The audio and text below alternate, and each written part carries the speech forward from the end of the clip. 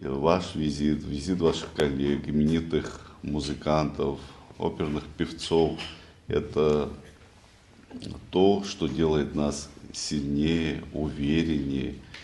И надеюсь, что этот фестиваль будет жить долго-долго и радовать как и граждан нашей страны, так и публику по всему миру.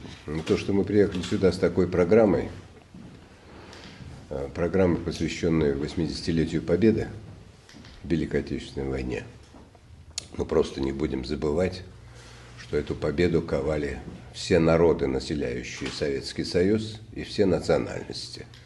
Поэтому очень я рад тому, что мы приехали в Абхазию. Именно здесь тоже много жертв положено для того, чтобы был мир, и для того, чтобы как-то освободиться от фашизма. Я очень счастлива, что Владимир Теодорович в самом начале нашего пути, нашего фестиваля был всегда с нами, он и сейчас с нами.